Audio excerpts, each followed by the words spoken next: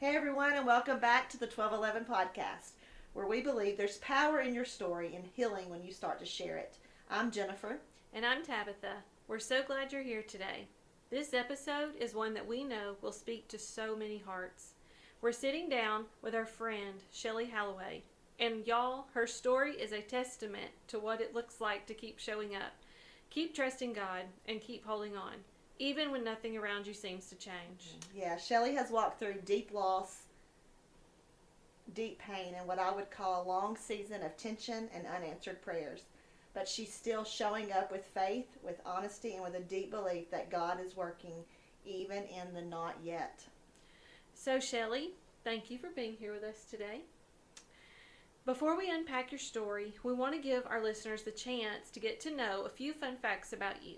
We're going to play rapid fire fun. We'll ask you 10 questions. Don't overthink your answers like I overthink all my answers. Just give us the first thing that comes to mind. Are you ready?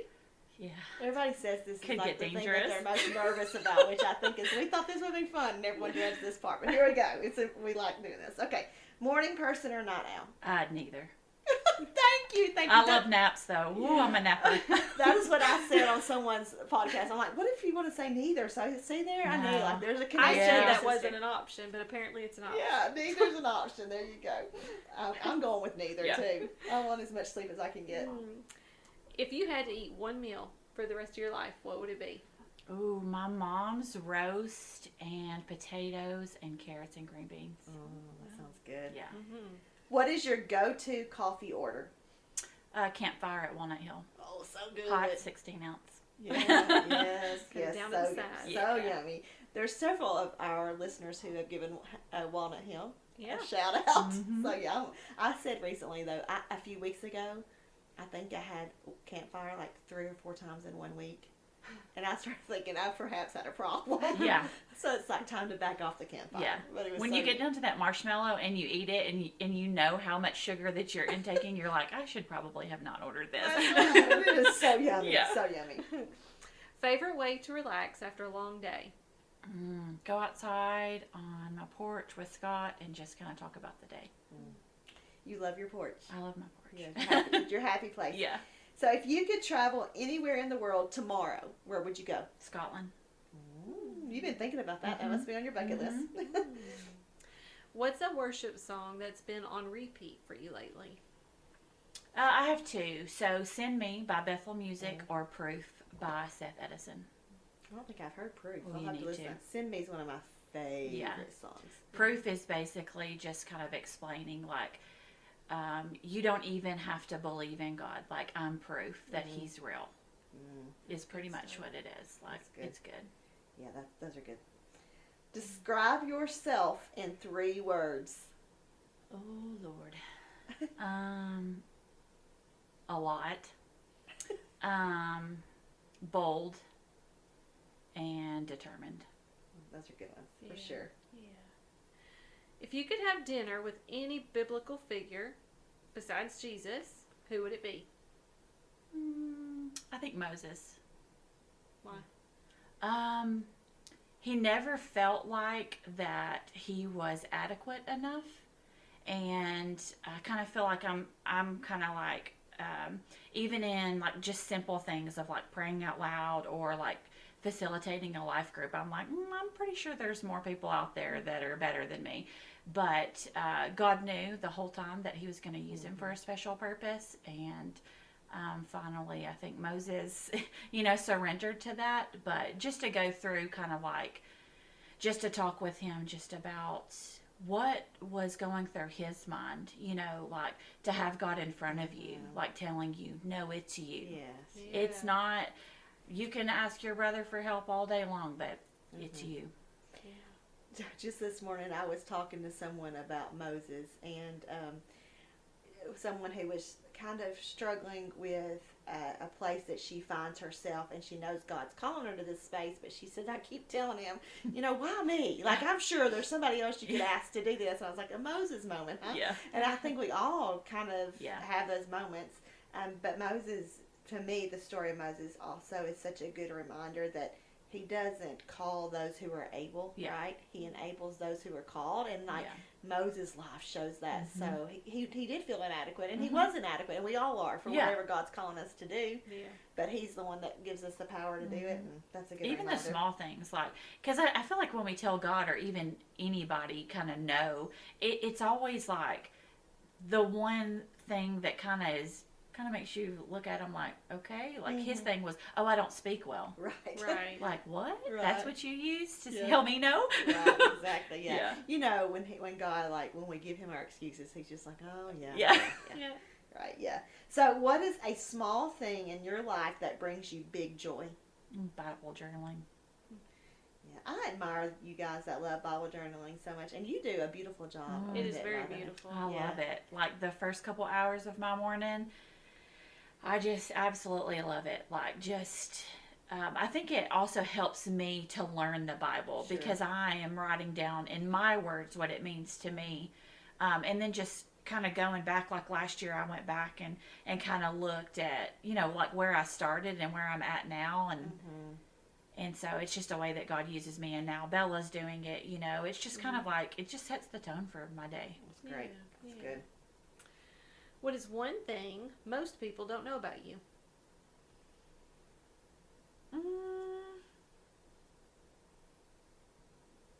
Well, this is going to be part of my story, but I have an adoption story. Yeah. I've always got to choose who knew about it. So probably only a handful of people know. Yeah. Today we're gonna put it out Yeah. there. Right? Yeah. Thank you. I always think doing like that little rapid fire thing. I love the things we learn through that, and it's just kind of a good way for us to ease into the next part of this podcast. So here we go. Thank you for coming today and for spending this time with us. We really do appreciate that you have chosen to be our guest, because we know it takes courage to be vulnerable and share your story of how God has shown up again and again in your life. So our prayer today is that your willingness to share your story will be freedom for you and for other people who hear it. So we're going to start at the beginning of your story. You shared with us, as we talked before we began the podcast, that your true story really began in 2012, and recognizing that there were some big things that happened around that time in your life. And so I want you to unpack that for us. Tell us what happened then. And then if you feel like, okay, there's some things prior to that that really make all this make sense, you unpack what you want to kind of just take us back to the beginning of your story. Okay. So I would say yes, it did start in 2012. But to kind of, I guess, get me there, I would probably say that my true story started probably in when I was in 7th grade. You transition into middle school, you meet all kinds of people, and so just everybody comes together in middle school from all of the different elementary schools. And so I just remember, talking to my parents about this one person, and as soon as I said their name, my dad was like, "What?" And so I'm like, "Yeah, do you know him?" Because I felt like maybe my dad knew everybody, and he said, is that person black? And I said, yeah. And he said, oh no, we don't do that, and so I kind of feel like that was the first time that I remember kind of like disappointing my dad, but I never understood why. Like it was just kind of like, hey, we don't do that. It's just not going to happen. We don't do that in this house, and it was not up for discussion. And so that kind of. When you say we don't do that, tell a little bit more about that. Like we don't. Because you told me a little bit about it. It's like you were going to go with this guy as a friend to a dance or something, right? Okay. Like he was, at that point, he was honestly my friend. Right, yeah. Like it was you're nothing. like, Because okay, we're in 7th grade, right? I had just Right. gone to the Spice Girls concert. So, Right. it wasn't anything like Sure. dating now. Yeah. And so it was just kind of weird how my parents reacted. Like, and he's like, no, like, I don't have a problem with black people, but like my daughter's not going to be with one. And so just kind of like the whole demeanor, like the look on his face, the whole shutting down type thing, kind of, I'm going to say that it like molded me into, I never wanted that to happen again. Like I never wanted to disappoint him again, but like I didn't see an issue with it ever. Right. And so that is kind of when I started to, I would probably say, it was never said that we had this image, but that's how I felt. Like, you have to stay in this box and you don't get out of this box. Like, what happens in our house is going to stay in our house, but like on the outside, everything's fine. We're going to be fine, right? Yeah. That's the story we're going to tell the world, right? Yes. So just from then on, I kind of, and I'm still, God's working on me, but I'm still kind of the thing of like, if I don't understand something and I don't agree with it, I'm like, oh, bet, like. Right. Yeah. Game on. Yeah, I'm going to do it. Yes. So that's what I did.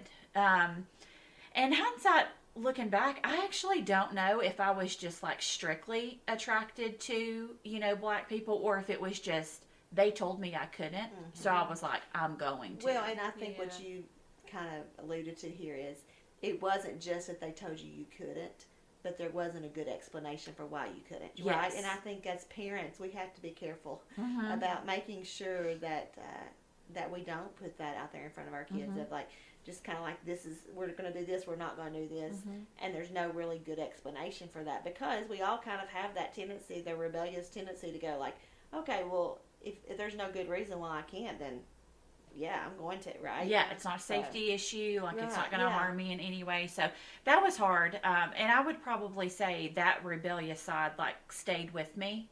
Yeah. And it was hard. I'm talking about, like, I was shut down every single time. Almost to the point of, like, even friendships with girls. So I started to just not bring them home. I would just kind of go to their house. I would... kind of tell my parents I was one place, go to the other, because I just didn't want to hear it, honestly. So, middle school, high school, still on that path. And then went to Trevecca, I'm going to be honest, kind of because I was told that I was going to Trevecca. It was not my school that I wanted to go to. I kind of didn't know where I wanted to go, but I wanted to please my parents. That's just what I did. So I go to Trevecca, and I wouldn't say that my parents were strict parents, but they would know where I was at, what I was doing, or I wasn't doing it. So kind of when I got to Trevecca, I was kind of got that freedom and ran with it. Started making really bad choices, hanging out with people that kind of just weren't good for me. And I kind of knew that they weren't good for me, but I wasn't happy, and I knew I couldn't say anything. I never felt comfortable, coming to my parents and saying anything. So kind of just doing some really bad things, honestly, that led to me getting pregnant at Trevecca. And at the time, Braden's dad and I were not together. We weren't together for a long time. And so I had Braden in 2008. It was probably Braden was a year before Oliver kind of came back into Braden's life, and was there for his first birthday. And, we tried to work it out.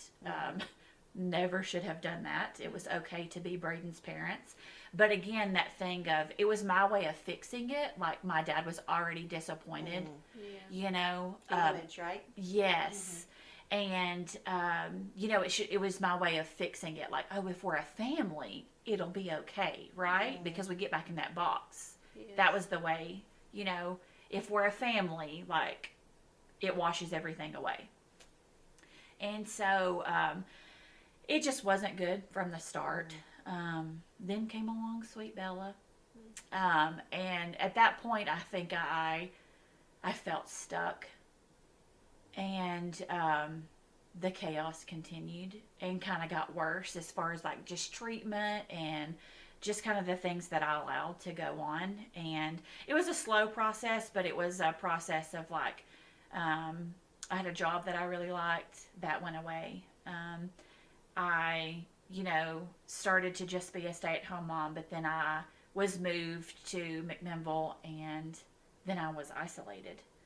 And kind of just woke up one day and I was there, I mean, it wasn't something that happened fast. It wasn't where I ever thought I would be. But I wake up and I'm isolated. I have these 2 kids, and that's all I do. I just take care of the kids and kind of cook, and Oliver, provides for us. And it was very early on that I found out that I was pregnant a 3rd time. I mean, very early on. Oliver used to cook this dish, and it was a beef stew and what's called ugali.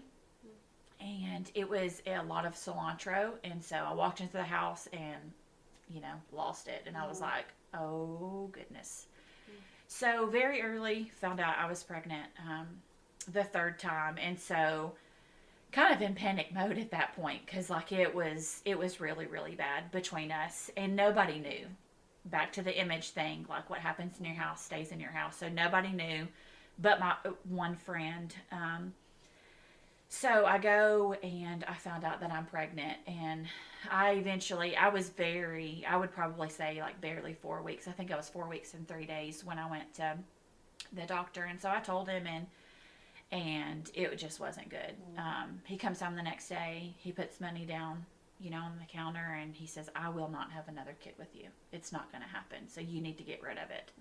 Never kind of said, you need to abort it, but Right, you knew when he. That's what it was. And then that was kind of it for us. I'm going to be honest. It was. He just kind of said, "I'm leaving." It wasn't an argument. It just wasn't okay, And so I had a friend from Trevecca. Her name was Valerie, and we were kind of in the same situation, marriage-wise. We had met at Trevecca. Her husband and Oliver were friends at Trevecca, so she was kind of the person that kind of walked with me. I guess I would say we walked together. And so I called her and I told her, I don't know what I'm going to do. And she's like, oh, goodness. She lived in Nashville at the time. So I made the appointment at the abortion clinic. And so I go, and it was a nightmare from the start. I mean, I was terrified, and I just didn't feel good about it. That wasn't what I believed anyways, but I also didn't know what to do. Well, you were desperate, right? You didn't. Yes. I mean, and I was young too. Sure. And you felt alone. Yes. Isolated. At this point, I was 20 years old. Yes. With already 2 kids, and I had a 3rd, knowing that I couldn't even take care of the 2 by myself. So I was just panicking. So I go and I stay up there, and it was hours. I had sat there for 6 hours before they called my name. And the whole time that I'm sitting there, it's you don't need to do this. This is not okay. You don't need to do this. But when she calls my name, it was an audible voice that said, Shelley, get up and run. And I did. So I leave this abortion clinic, and I don't know what I'm going to do. You just know you're not going to do that. Yeah, I knew that's not what I wanted to do anyways. Sure. But it was I knew I wasn't doing that. So just a couple of days pass, and here Val comes again, and she's like, we're trying to go over every scenario in our minds, what do we do? And so she had an older brother that was married, and he and his wife had some infertility issues. They had been trying for years, and so we're just sitting there, and she says, just hear me out. I'm like, okay.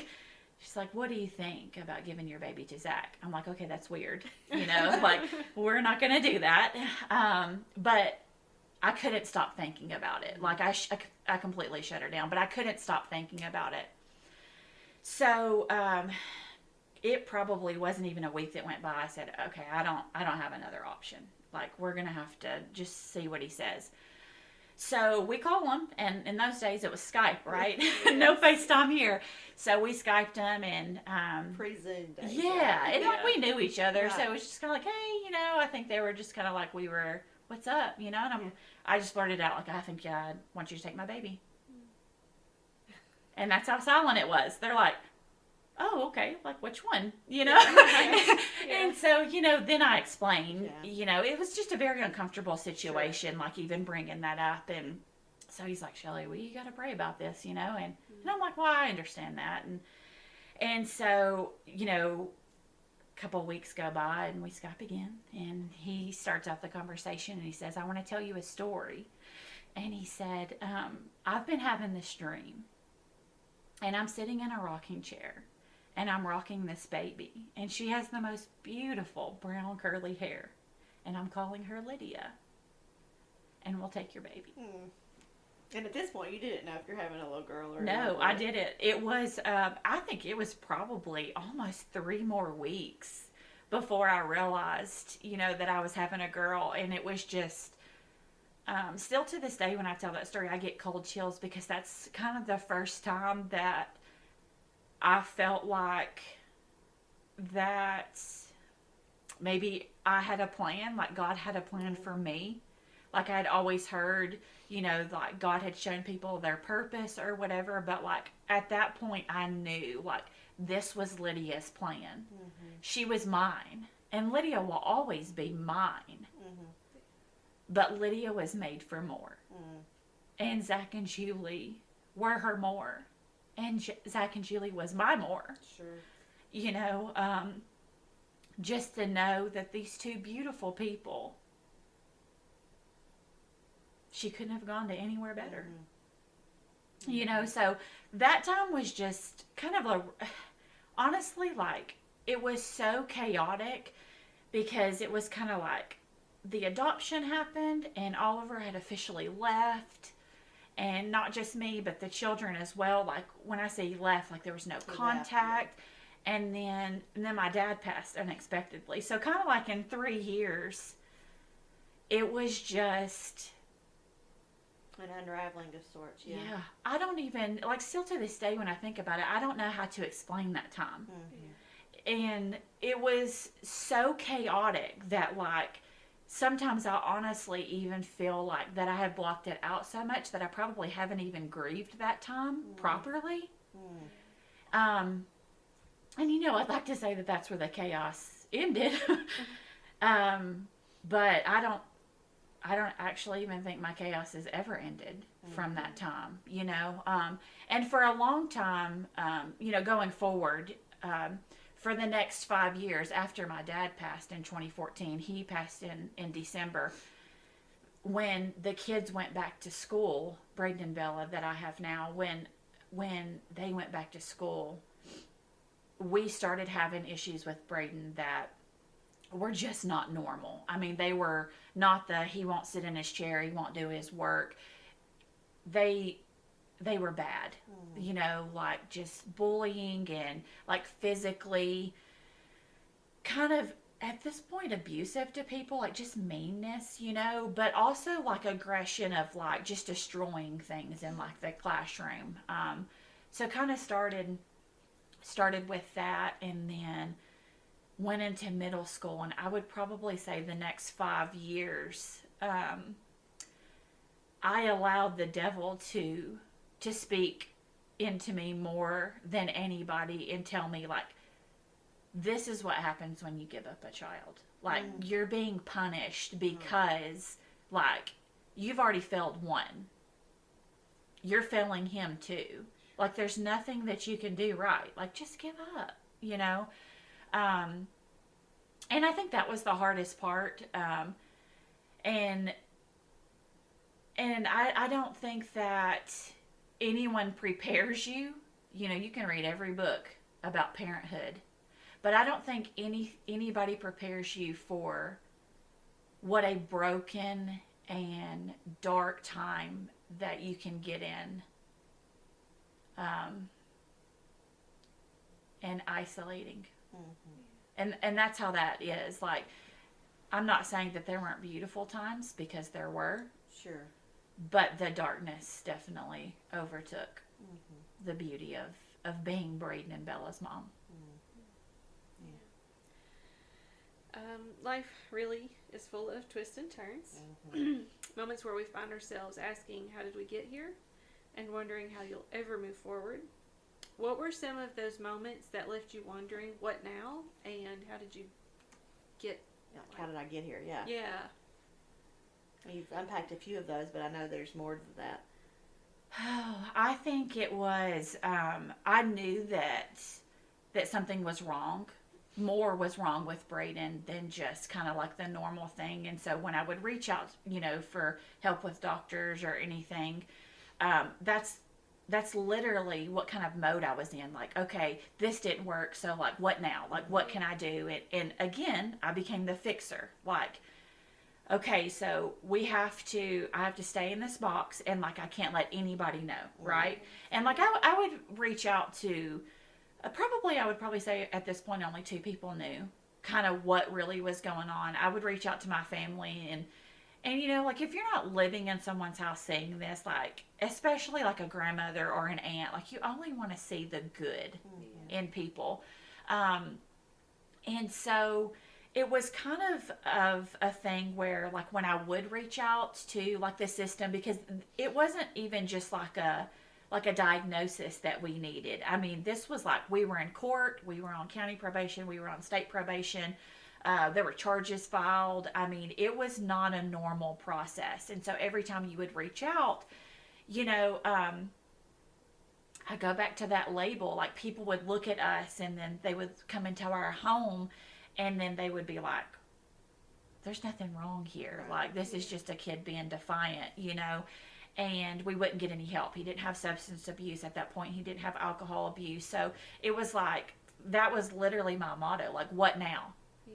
I was just going through these motions trying to figure out what the next thing that I needed to do for him were. And it was like, nobody would help me. But I also wouldn't help myself, because I wasn't telling anybody, like, hey, this is kind of how bad it is. Like, it's not safe in our home anymore.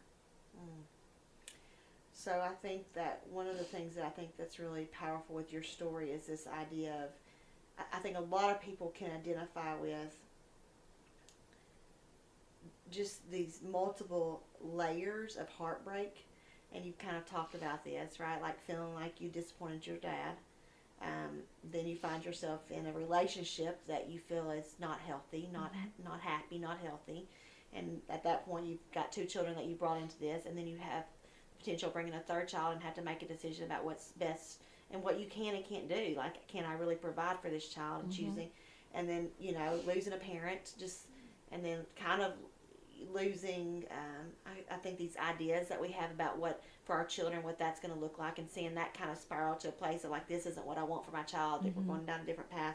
Just those many levels of heartbreak, and then just living with this constant, I think, feeling like you're constantly in a state of transition from one place to another, and not feeling like, okay, is it ever going to settle? Is there ever going to be a moment where I could just take a deep breath and just enjoy, right? And I think that you said that, obviously your circumstances have changed some, and God has changed you through that. So talk a little bit about, like, what his transformation, like, what has been the work of God in your life through all of this transition and heartbreak. And you just said, like, it's not over yet, right? You're still in this transition and these levels of heartbreak. But what would you say about the way God has transformed you? What does that look like in your life as you're trying to live in the tension of his transformative grace, but like,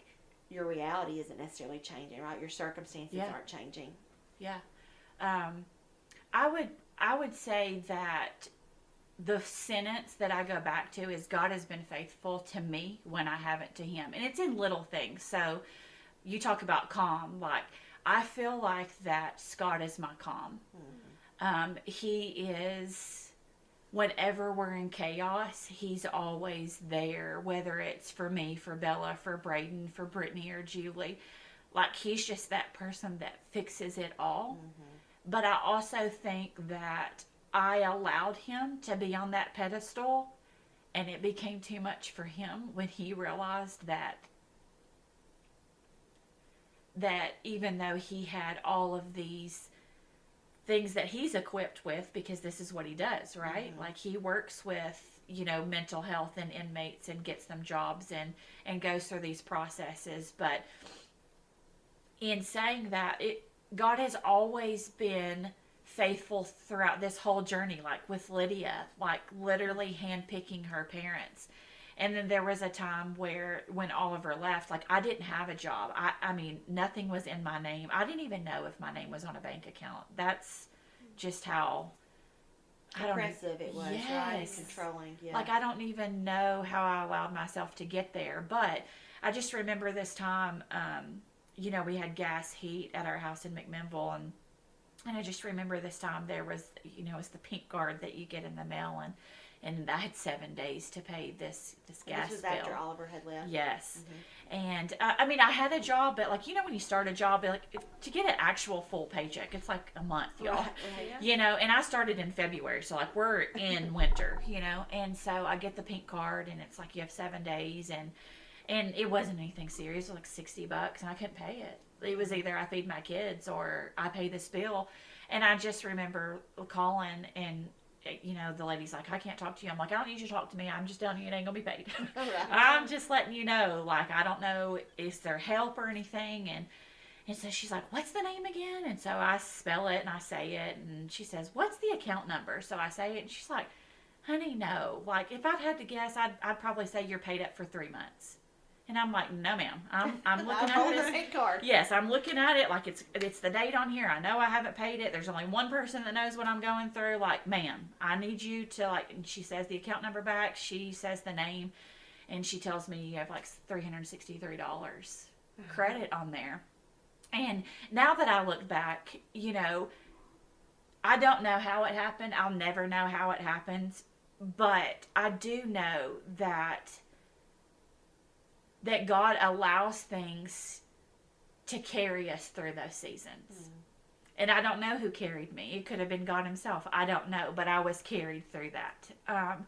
But I would probably say that it wasn't until I probably had isolated myself from the time that the situation with Lydia had happened, probably until 2022. And it was probably our first life group that we ever did. Can I stop you right there Yeah. for just 1 second? Because you talked about isolation, and I think this is such an important piece of your story and an important piece that people need to hear. When you say you isolated yourself, that you're looking at like 8 years, right? 8 Yeah. to 10 years of your life that you had isolated yourself, kind of pulled away. Mm-hmm. I think two things. What do you think was behind that tendency to want to isolate, and what kind of impact do you think that was having on your life that you might not have realized in the moment, but now looking back you can say, like, man, this is how that impacted me? Mm-hmm. The image thing, what happens in our house stays in our house, is kind of like the why I did that. Mm-hmm. But also, I've always been raised in church, but I was going to say I was a Christian. And I'm going to explain that, because to me, Christianity is a word. Mm-hmm. But being a follower of Jesus is an action. Mm-hmm. It's a choice. But I was just a Christian at this point. Yeah, calling ourselves a Christian is like putting a label on us, mm-hmm. right? Yeah. Just like saying I'm a mom, but there's a difference in like claiming to be a Christian and living as a follower. Yes. Mm-hmm. Yeah. Pretty much the only thing I was doing was going to church, and it wasn't even regular at that point. Sure. And so I think that would be my why, is because I just, and also embarrassment. Like, what we were going through was, I knew nobody else that was going through it. Like, I just knew that I felt like I was doing my best, but it wasn't ever good enough. Mm-hmm. Like, I couldn't, every time I would think that we had a solution for Braden, like something else even worse would happen. And then, the thing that I think got to be the breaking point for us was that Scott was the only good thing that I felt like had happened in my life during that time, and I was losing him too. We were in such chaos that, like, we didn't really know each other anymore. We were kind of roommates. We were trying to figure out the next thing to do or survival. Whatever. Yes. Right, survival. Yeah. Pure survival. Which is where a lot of couples get, by the way. Yeah. Mm-hmm. And it was really dark, and he didn't believe I'm not going to say he didn't believe. He had been through some stuff through the military where he questioned whether there was a God. But at that point, I had gone back to church pretty regularly. I would probably say attending all the time. And then these life groups came up, and it was a marriage class, Love Like You Mean It. And I would always ask him, like, are you going to go to church with us today? And he'd be like, no, but you'll tell me about it. Just kind of, we would joke about it. But then I was like, oh, this is it, right? Like, it's going to be a class, and it'll be in the church, but it's not church, right? And so I just said, I'm just going to mention it to him. And honestly, I think that the only reason he agreed to it was because he knew how bad we were too. We never talked about it. And I never questioned whether he loved me. He never questioned whether I loved him. That wasn't the question. Right. The question was, could we survive this together? I didn't want to lose him. I don't think he wanted to lose me. But I also knew it wasn't fair for him. He had stepped up when somebody walked away. And the whole time we were married, it was terrible. It was honestly terrible. I just remember going on vacations, and we would slip away for coffee in the morning or donuts just to have a quiet time because we knew it wasn't going to be good when he woke up. So that was our only time that we could enjoy anything. Waking up before the sunrise and going for coffee and going to sit on the beach before they woke up. So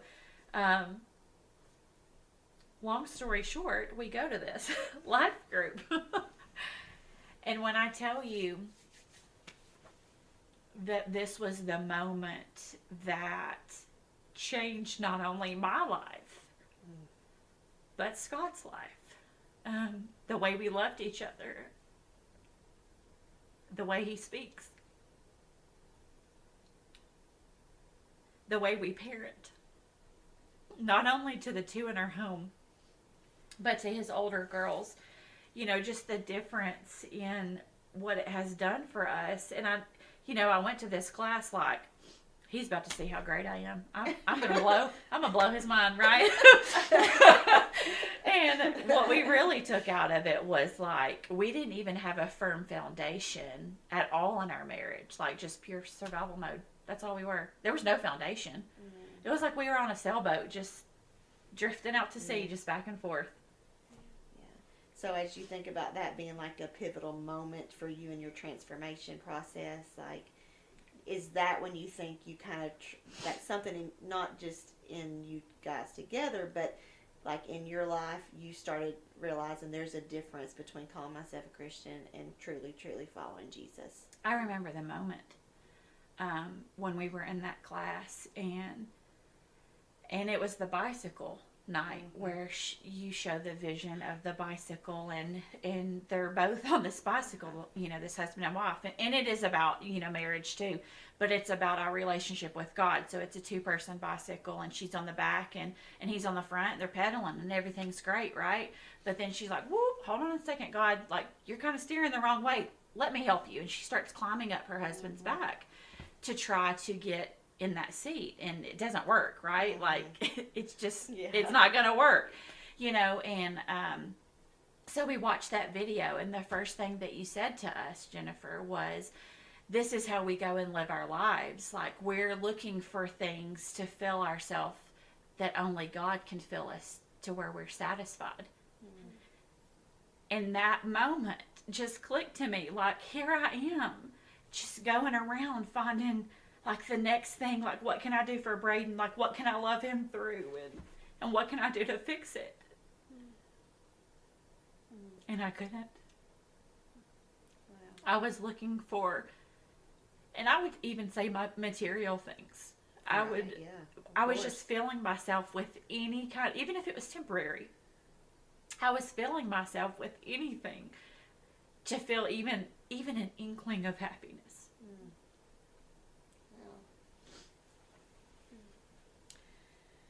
I think you sharing this is a very powerful reminder in obedience, because you didn't have to go to that class.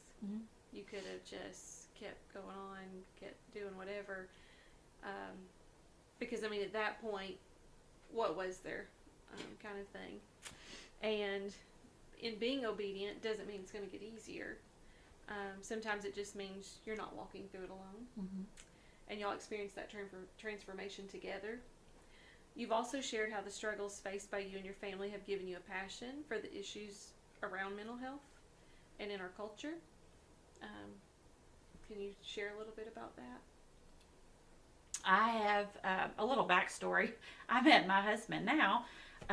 We were deputies at the sheriff's department. He was my sergeant. And so we had always kind of been in the system, but it was an adult system, right? So you see kind of the opposite side of what happens to people, when they mess up or whatever. But, and you try not to, but you get close to these people and they tell you their stories and kind of, some of them are really hard. Some of them are, it's all they knew. Their mom gave them their first hit, to a simple of, I had a C-section and it messed me up and I got on pills and this is where I'm at, I think what you just said is a good reminder. Every single person has a story. Yeah. Right. And I think sometimes it's easy for us to, like you were saying, when you are feeling like you're isolated, nobody else understands what I'm going through, or no one else is going through this. We tell ourselves we're the only one with a story. Mm-hmm. Or the enemy tells us that. Right. Yeah. Or also, sometimes we don't give each other grace to recognize everyone has a story. Mm-hmm. And I think what you just said about these people you've encountered, they all have a story. Mm-hmm. There's a reason they are where they are. Yes. Yeah. They didn't choose this for themselves. And they didn't just wake up chooses one day and think, I think I'm going to be a drug addict, or I think I'm going to, go out and, ruin my life in this way. That's not how it happens, right? No. It's a series of experiences that impact us in a certain way and drive our decision making. Mm-hmm. And then before we realize it, we've spiraled to this place that we're like, how in the world did I get here? Mm-hmm. This isn't where I want to be, but I don't know how to get out of this space. Yeah. So, Yeah. So we had always been there, and then Scott transitioned, to kind of the other side of it, of the reentry of trying to there's this class, I think it's called MRT, where it tries to get to the bottom of where these people, the root, I guess, right? Yeah. And so we kind of knew how the system worked, and you always hear about this system being a cycle. Once you're in it, you can't get out of it. And it's easy for us to say, if we're not in it, come on, they can choose better. There's always just another choice, right? Just do this, just do that. I've heard that. Just stop. Just put it down, right? So that's easy. I was one of those. Right. Okay? I'm just going to say, they're in there for a reason. That was, kind of the mindset that I went in with. But then you start seeing it in your own child, in your own system. And when I tell you that we tried to get help, I would probably say diligently for 5 years. I mean, it was almost to the point of we would sell everything if we could just pay for him to go ourselves. And we're talking about $1,600 a day. Mm-hmm. And a minimum of 4 months is what they say that this is. And just time and time again, we kept being told no, because he didn't have substance abuse. He didn't have alcohol. Thank goodness, right? But that didn't help with his mental health. Mm-hmm. And then we kept being told, he can't be evaluated for this or this or this because he's not old enough. His brain's not, function. So it was just an absolute, just terrible cycle.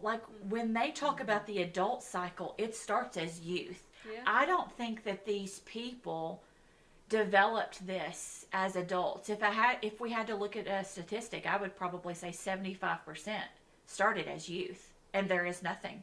There is absolutely nothing out here for youth at all. Right. So the early intervention piece, it seems to be maybe missing. Yeah. And that's what you've experienced as a parent. I mean, completely missing though. You can't. You cannot just contact somebody and just say my kid needs help. And then get sent somewhere. For me, and this is very hard for me to say, is that I lost my child. And for a while, it was almost like I had given up my child. But I didn't have another option. And the sad part is that for him to get help, I had to sign him over to the state of Tennessee. Because all of these loopholes that we were going through, trying to get him mental help, trying to get him into what they call residential treatment, where they're supposed to get this overall. They look at their school, they look at their mental health, they look at, just their physical health, everything. And I think because I just kept trying and he kept getting worse, it almost looked like they were looking at me like, oh, it's inside the home, And it was like I couldn't get anybody to just listen to me. Either they would look at where we lived or kind of come into our home and just be like, she's being ridiculous. Like, it's not this bad. Or when he would do something, it's like, well, she's not doing enough, right? Yeah. And then finally, we talked to one of the judges in Coffee County, and he kind of knew our family, knew somebody that I was associated with, and we kind of told our story, and he got the DA involved, and that's kind of to where we got Braden help long term. It was a very long 8 months, and I say help, I'm going to say potential help now. I'm going to change that to potential help. Because mental health isn't like today we there's this one thing and it fixes it all, right? Yeah. A true mental health journey, it is a journey. It's Yeah. ongoing and it's constant. I think, and it's not like something there's not that a ever moment ends. that you just fix it, No. right? Right, it's a chronic Unfortunately, thing. yeah. Yeah, and so he was gone. We hoped that he would get help, but unfortunately, it wasn't his time. And that's hard for me to say. But also, I know from the adult system and what I've gone through with Braden that if someone doesn't want help, that anything that you do for them is not going to do anything. It's not going to give you any result. It's just going to be the same thing every day with different hopes. Yeah. I want to talk to you a little bit. One of the things I think that a lot of our guests have said so far that we've talked to on the podcast, they've mentioned this, and then I hear it from people just in ministry as I sit down and talk to people and know that the kind of the most inner parts of their journeys is this importance of community, and how either having community or the lack of community is such a huge part of our journeys. Talk to us, because you mentioned isolation, that for all those years you didn't have community, and then you mentioned there was like a pivotal moment for you in your walk with Jesus where maybe that because of that transformation of His grace and finding community, you've been able to not walk alone, right? So talk about your struggle with isolation and then the importance of this season that you're still in, where you don't know what the end's going to be. There's not an answer yet, right? How has your community and the people that you've surrounded yourself with, surrounding yourself with the right people, been an important part of your healing, and the fact that you're able to still somehow have hope, even though it doesn't look hopeful at times? Yeah. I've always been really blessed with friendships. I felt like throughout my whole life. And I still have the same two best friends that I have had since I was a child in the same church that I go to today. But that class for life groups on our marriage class was probably the most random people. Yes, it was. And I'm talking about all walks of life and faith and, just like our jobs, personalities. But that's where it started for me. And not just for me, but like for my husband, because you got to know him. Like, I'm blessed to even be loved by Scott. But like, Scott is also a very hard person. Very military. And that's just the way that he lives his life. And he doesn't let people in. But the beautiful relationships that he made to the point of being saved and allowing Jennifer to be the one to save him, but also the relationship that he's created with Jason, and to know that Scott doesn't walk alone, I think was the most important thing to me, because I feel like he did think that he was alone. Yeah. You know, because people would, you know, I would have Rosetta and Rachel reaching out to me, but nobody was asking how Scott was doing. You know, and so the beauty that happened in that room, but then blossomed everywhere else, you know. And one of the things that I go back to is the day before Braden started his rehabilitation treatment plan, Jennifer had created a prayer group while he was kind of in transition, and his birthday is September 5th, so it was 9:05. And we would set our alarms for AM and PM, and so they would go off, and we would pray for him. In church sometimes, yes, they would. The alarm. And all I could do was just smile, because I knew You know, everybody's praying that these people were going to battle for him, but not for him, even like for my family. Like, they believed that the power of prayer would literally change, you know. But even if it didn't, they were still going to be warriors.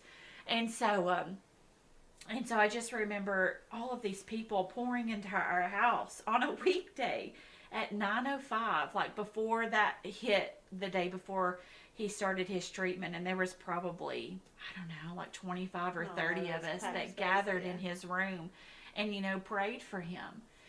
And all of these people were from our marriage class, or at that point I had taught, I think, 2 life groups.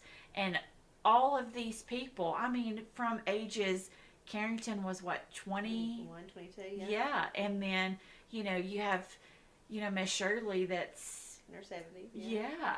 All walks of life, these people poured in for my family and for my child, you know, and just to pray over his bedroom and for what was going to happen. And, you know, I remember my prayer that night was, I was just thankful for all of these people, but for better yet, even if, like, I know that even if it doesn't change, I'm still going to trust him. I still know he has good for my life. I still know he has good for my family. So even, I mean, I know that people are not lucky to have 30 people, you know, sometimes, but like, when I say that, the most freeing thing, I remember the first time that I told you, Jennifer, what was really going on, I think was the first time that I actually could breathe. You know, because yes, Rachel and Rosetta knew about this, but they were kind of in the same mode. Like, what can we do to help? What can, you know, what's the next thing? Like, what do we need to do? But I just felt almost like I was accepted when I told Jennifer, because she didn't try to change anything. She just said, now I know how I can pray for you. Yeah. And I think that was the most freeing for me, because everybody just wanted to fix it. Yeah. Yeah. And she just said, this is how I'm going to love you well. I think that there's such a powerful thing here of the fact that you moved out of this isolation mindset, right? Like hiding behind the isolation. That takes courage, but I think it's such a beautiful reminder of we're not meant to walk alone. We're just not. No. But the enemy wants us to. And I've heard you say this from your Bible study, the enemy can tell us anything he wants to in the dark, right? And so when we're in isolation, we're in those dark places by ourselves, the enemy just screams lies at us. And I think it's just such the courage it took for you to let down the wall, because you'd struggle with this image thing, right? So the courage to let down the wall and let people in. And that's one of the things I think our listeners have to hear is this. If you're struggling, if you're fighting a battle, you don't do it alone. Like, the enemy wants you to do it alone. So just let the wall down. Yeah. Find your people, whoever that is. Find a community of faith, because when you find the right community of faith, you will experience what you just said, where I don't feel judged. I don't feel like I have to be someone I'm not. I can be my authentic self, and I can be real and raw and transparent and say, I'm struggling, my family's struggling, and know that people aren't going to pull away from you. They're going to push in closer, and they're going to just surround you. And I think that's something we all need to hear is you've got to have those people in your corner. You have to have people that you can be real with, and you can say, I'm struggling. People that you can share with, yeah, I had a baby and I chose to place that baby for adoption. And no, there's no condemnation, there's no judgment, there's no guilt being heaped on you. Like, there's just love, right? Yeah. And we all need it. We've got to have that. We just have to. And I think one thing is to say that when you are authentic and vulnerable, that there is also a risk. Absolutely. Okay? And that's what's important for what you said. Find your people. Yeah, the right because people, if those people are going to judge you and they are going to use whatever your story is against you, that says more about them than it does you. And you just have to move on because that's not the people that you want to be around you. And so I think that that's one of the most beautiful things about finding community that is truly accepting, because if we're all honest, we're all a mess. Yep. At some point, we've all had a story. We've all been in chaos. There's all been a time that we're really not proud of. Absolutely. And so. And if we can't say that, we're not being honest. Yes. We're not So being real. find your people. Right. You know, and I'm not everybody's cup of tea, and I know that because I am a lot. But I'm going to tell you something right now. If you ask me to pray for you, I'm going to do it. Sure. I'm going to spend probably 2 or 3 hours in the morning in my office, in my grandmother's chair, in my Bible journaling. Yeah. And I have so many people's hands from my life groups, and I have people's hands, I don't even know who they are anymore. The Lord knows. You know? And I place my hand over theirs every morning, and I pray for them. Like, it might be as simple of, because I don't know them, it was just somebody that we passed around in the sanctuary or in, one of our Sunday school classes, and I'll place my hand. Whatever comes this person's way today, can you just be with them? Can you just, in this moment, can you just let them breathe and feel your presence? And I do that for my children. I even have Lydia's hand. And I place my hand over Lydia's, and I say, can you just let her know that she's loved and that she's chosen? And wherever she feels a void, can you just fill it, because you're the only one that can? Yeah. I want to say something to you that I think that maybe you need to hear, but I also know that there's people who are going to hear this who have been in your place, and they made the really hard decision to place a child for adoption. We haven't really unpacked my story on here, but part of my story is being an adoptive mom. So I have a son whose birth mother made that choice, and I think what you need to hear, and what those moms need to hear, and this is what I believe with all of my heart, is choosing to place a child for adoption is the most courageous and loving thing to do, because it's not easy to do that, but to be able as a mom to step outside yourself and what you feel in that moment, the emotions of that moment, to be able to make the really hard decision that for whatever reason in that season, to recognize there's more for that child than what you can provide or you can give, whatever that more is. And I don't mean more like material possessions more, right? To recognize that is so selfless. It is the most loving thing. So, I think my prayer is that you'll know that, and that the enemy won't be able to tell you anything other than that. Yeah. And that also that, your Lydia will know that it wasn't for any reason than love that would drive you to do that and make that decision. So I think that's one of the things that I want to share with her one day is I've shared with you before. I was so dark at that point, just because of everything that had happened. Like, I would let Bella and Braden sleep with me at night because I knew I wouldn't hurt myself if they were in the room with me. And when Zach and Shelley left with Lydia, it was kind of like I was just there, right? And I was just watching them walk across the hospital parking lot, and then they were just gone, right? And you would think that would be the point where I would just lose it. But it was the point where I was like, no, I'm going to be better for her. Like, if she ever finds me one day, I want her to know that, like, I did this because I loved her. Right. I did this because I couldn't be who I needed to be for her at that point. And I wanted better for her life. She wasn't a miss over. It wasn't I chose Braden Bella over her. It was a point of just like, I loved her so much that I knew that I just needed to give her what I couldn't. Yeah. And so that was kind of the point that, like, gave me the hope of, like, no, I'm going to make her proud. Like, when she comes back and she hugs my neck and I hug her, like, that's all she can think of. Like, man, my mom loved me. My mom prayed for me. Because I am her mom still. Right. That's just how I feel. Like, through all of these years, like, she prayed for me.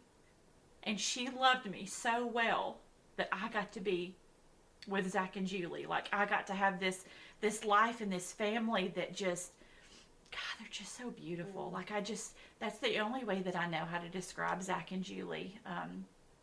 It's just like, we want to welcome her in as our family as well, and hopefully that'll happen one day. But, like, she also has such a beautiful family that loves her unconditionally as well. So, like, she actually got more, you know, like 2 sets of parents that literally just love her. So good. Shelley, what would you say to someone listening today who feels stuck in a season that just doesn't seem to end?